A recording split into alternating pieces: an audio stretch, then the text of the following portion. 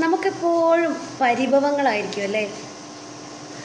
Relatives തമ്മിലുള്ള പ്രശ്നങ്ങൾ, അല്ലെങ്കിൽ അയൽക്കാർ തമ്മിലുള്ള പ്രശ്നങ്ങൾ, അല്ലെങ്കിൽ കൊളീഗ്സ് തമ്മിലുള്ള പ്രശ്നങ്ങൾ, അല്ലെങ്കിൽ നമുക്കറിയുന്ന ആരെങ്കിലും ഒക്കെ ആയിട്ടുള്ള പ്രശ്നങ്ങൾ.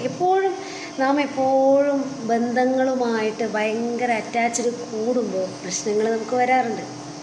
ശരിക്കും പറഞ്ഞാൽ എന്തിനാണ് നാം ഇങ്ങനെ പിണങ്ങി നിൽക്കേണ്ട ആവശ്യകത? അതായത് മനസ്സിൽ നാം ആഗ്രഹിക്കുന്നത് പോലെ ഉള്ള പെരുമാറ്റം മറ്റുള്ളവരിൽ നിന്ന് ലഭിക്കുന്നില്ലെങ്കിൽ നമുക്കവിടെ അകൽച്ച വരും, പ്രശ്നം വരും. ഒരാൾ ചിന്തിക്കുന്നത് പോലെയല്ല മറ്റൊരാൾ ചിന്തിക്കുക. ഒരാൾ ചിന്തിക്കുന്ന പോസിറ്റീവ് മറ്റൊരാൾക്ക് നെഗറ്റീവും, മറ്റൊരാൾ ചിന്തിക്കുന്ന നെഗറ്റീവ് വേറൊരാൾക്ക് പോസിറ്റീവും ആയിരിക്കും. ഇങ്ങനെയാണ് ചിന്തയുടെ പോക്ക്. ചിന്തയെ പിടിച്ചു കെട്ടാൻ നാം ആർക്കും സാധിക്കുകയില്ല. പക്ഷേ ചിന്തയെ നമ്മുടെ വരുതിക്കുള്ളിലാക്കാൻ നമുക്ക് കഴിയും. അതായത് നാം ഒരു വ്യക്തിയെപ്പറ്റി ചിന്തിക്കുമ്പോൾ ആ വ്യക്തിയുടെ 10 ഗുണങ്ങൾ നമ്മൾ ചിന്തിക്കുക. ഗുണങ്ങളിലേക്ക് മാത്രം ഒന്ന് നോക്കാൻ ശ്രമിച്ചു നോക്കൂ. അവരോടുള്ള ദേഷ്യം കുറയുന്നത് കാണാൻ സാധിക്കും.